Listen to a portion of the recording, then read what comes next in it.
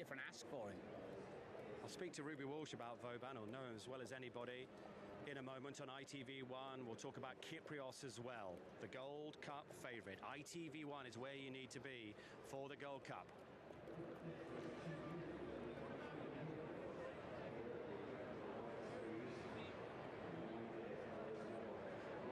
So here is the parade for the Gold Cup, led by Kyprios appropriately, who won it in 2022. The winner of 4 Group 1s, Ryan Moore for Aidan O'Brien, who's won this 8 times. Next up in the parade is horse 4, graduating from handicaps, Pridwen for Blue Star Racing and Keith Breen. Callum Shepherd riding for George Scott. They've never had a Royal ASCOT winner. Big price. Here's Coltrane, such a reliable yardstick. Second last year, won the ASCOT Stakes here before, 11-1 chance this year. Led up there by Ryan Gradwell. Chris Hanna rides that horse daily. Kyprios heads to post. Ruby. As we see Sweet William, horse number 5. Will it be a sweet success for him? Kyprios, the one they've all got to beat, from what you were saying earlier, Ruby. Yeah, I think so, Ed. I think he's the best horse in the race, but what he also is not the easiest ride in the race.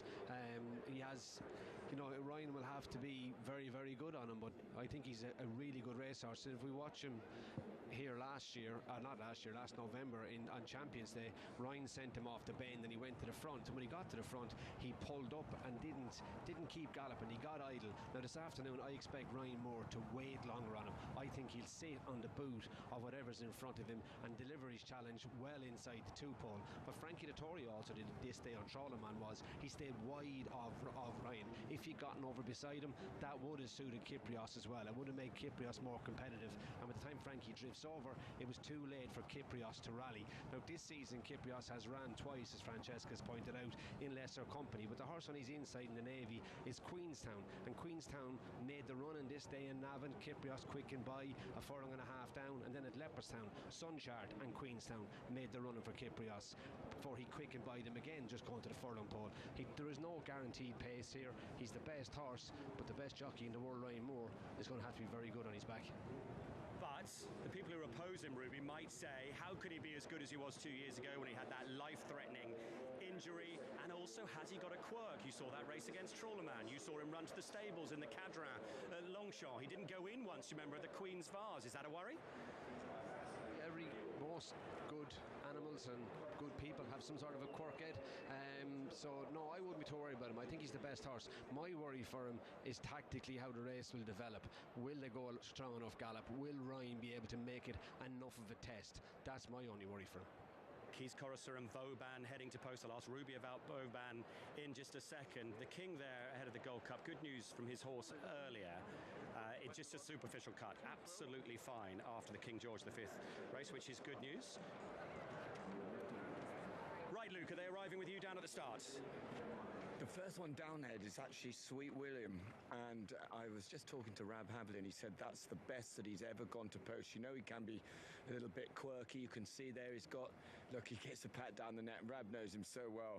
The owners have been absolutely fantastic to Rab. They've really let him keep the ride on the horse. Got that visor on and a ring bit on him as well. I'm just having a look. If you look down the track, you can just see the other runners just ever so slowly just meandering their way down here, not wanting to do too much. Looks like Oisin Murphy in front on the Andrew Boarding train, Coltrane, who absolutely loves the game here. And again, he's got plenty of sheepskin on him, big sheepskin noseband that Andrew likes to put on his horses. And we'll just wait just as he comes down. We'll just get up. It's so lovely to get so close to these horses.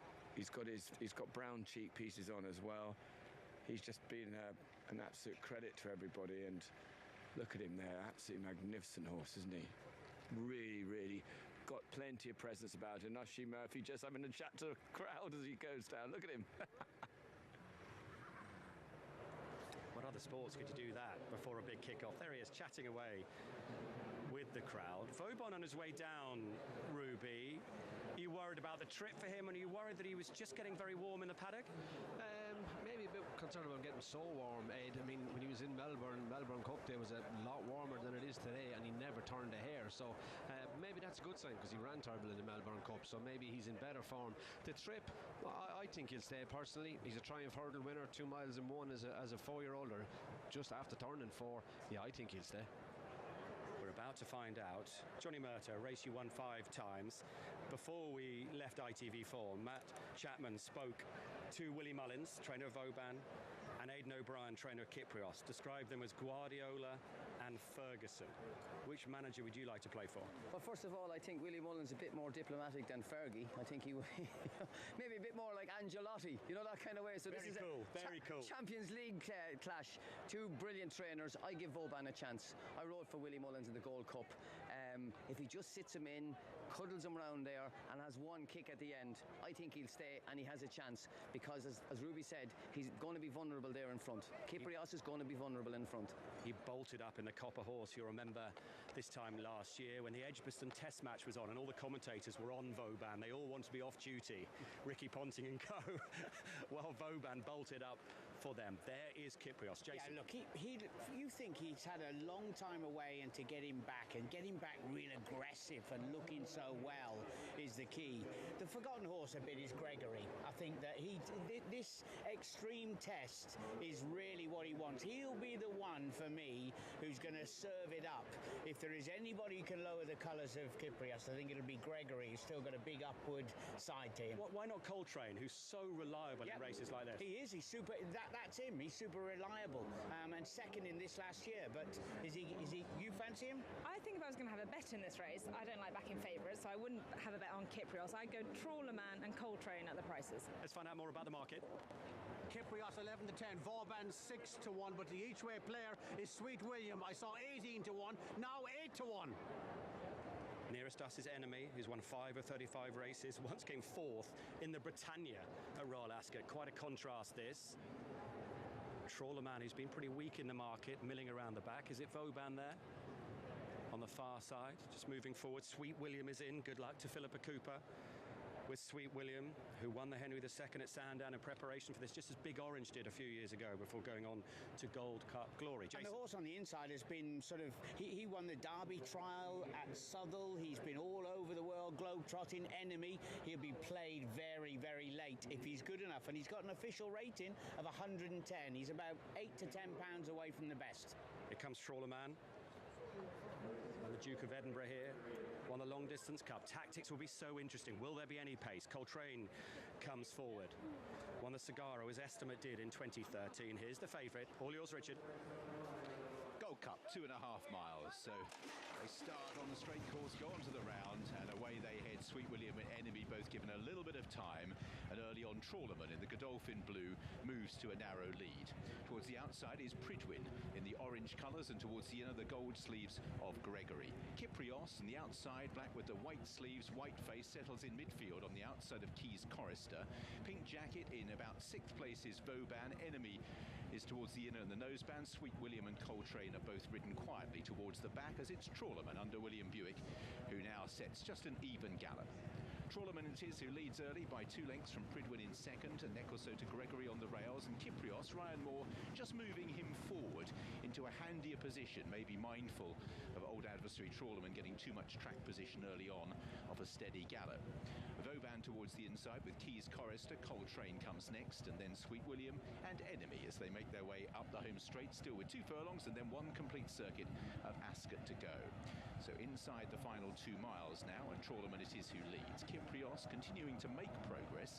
Ryan Moore just glances across, and I think he's going to try and do enough to get into second pace outside the leader by the time the bend looms. He moves up on the outside of Pridwin. Gregory's holding the running rail with Vauban. Keys Chorister now just a little bit keen, maybe lit up by the response they're getting from the crowd.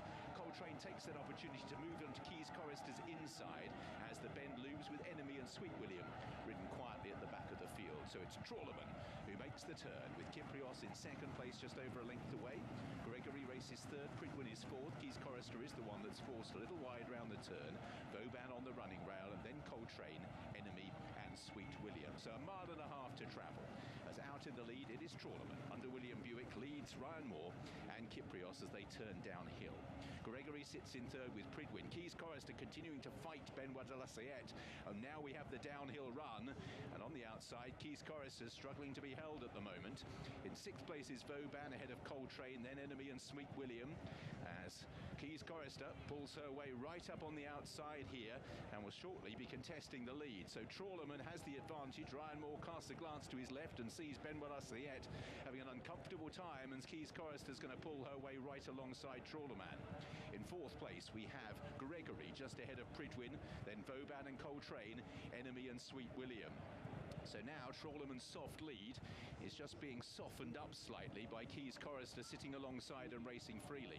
Kyprios 2 lengths away, just intermittently nudged along, as is his wont this season. In fourth is Gregory, Pridwin comes next, Vauban is sixth, then Coltrane in the noseband with the dark sleeves, Enemy and Sweet William plotting his way forward from the back of the field. So now they climb uphill, and the sections will slow as Trawlerman, Keys Chorister sitting outside the leader now, but lost quite a bit of energy down the hill. Kyprios is in third and Ryan Moore's moved out just to ensure that he doesn't get pinned in if Keys Chorister folds. Gregory's going to take the brave route, then Pridwin, who races in fifth place at this stage. Vauban is in sixth, Coltrane still biding his time, and the last two, Enemy and Sweet William. Trawlerman now just begins to try and up the ante. Kyprios moving round the outside, wanting to come with one sustained run, is in third place on the outside of Keys Chorister. Gregory, Vauban moving into the race, and then behind these we have Coltrane. Sweet William is one from the back with Enemy. Trawlerman with Keys Chorister and Kyprios 3 wide. Gregory pushed along as they turn for home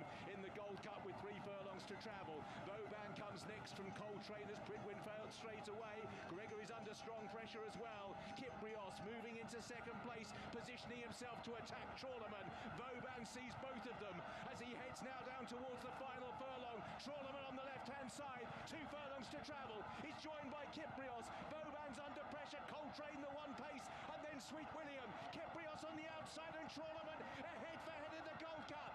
Kyprios puts his nose in front. Trawlerman digging in, trying to rally once again on the inside. A Gold Cup jewel. Kyprios narrowly from Trawlerman, and Kyprios on the line regains the Gold Cup. Kyprios beat Trawlerman in a duel over the last 2 furlongs to warm the heart. Sweet William ran through in third. Vauban and Coltrane with the next 2 home. Keys Chorister, Gregory, Enemy and Pridwin. Kyprios regains the Gold Cup, the 3rd horse in history to do so. Ryan Moore positioned himself to have a crack at Trawlerman as they locked horns again. These 2 old adversaries. Trawlerman kept fighting, but Ryan Moore just had too much. Clearly didn't want to go to the front too soon as well. Sweet William 3rd, Vauban 4th, Coltrane 5th. They're all good stayers, but they were eclipsed by a battle between Kyprios and Trawlerman that once again has gone the way of Ryan Moore and Aidan O'Brien. What a remarkable racehorse this is. He won in 2022. In fact, he won everything that year. Then he had that life-threatening injury, that joint infection which he's bounced back from to become just the 3rd horse to regain a Gold Cup. Anticipation did it in the early 1800s. Cave Tara did it in 1998 and 2000. Ryan Moore wins the Gold Cup for a 4th time. Aidan O'Brien for a 9th.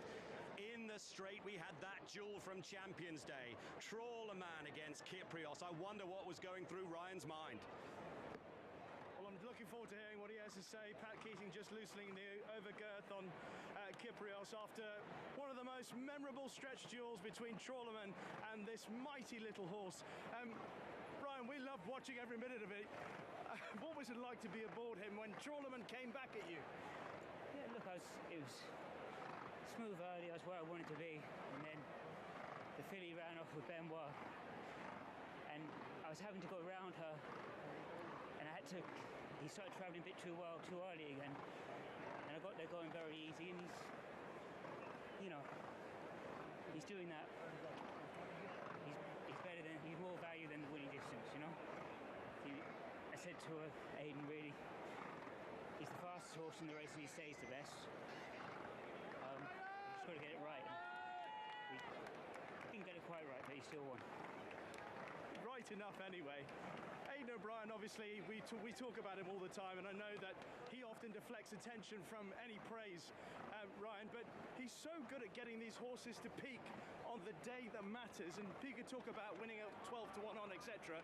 But this has been the day that's mattered for the horse, you, Aidan, and the team. Yeah, look, he's an unbelievable horse. Aidan's done, I don't know how many times he's won this race. He knows exactly what they need to do. He knows how to get in here better than anyone. Once again, I can only say I'm lucky to ride a horse like this, and it's great that he can come back and do it again. Brilliant ride, brilliant horse. Well done to VSC, Pat and the team. Superb stuff. Let's head to Matt. Michael Tabor has just won the Gold Cup in combination, of course, with Moidler. Michael, I mean, okay, I just want to ask you one question right now. Aidan O'Brien, he's brought 2 Guineas flops back to win the Derby, and he's brought Kyprios back from virtual retirement to win another ASCOT Gold Cup. What do you say about your trainer? Genius is the first adjective that comes to my mind. Genius. What more can you say? That's all you've got to say. Thank you, Michael. Pleasure. The genius that Put on the favourite there, number 5, My Noble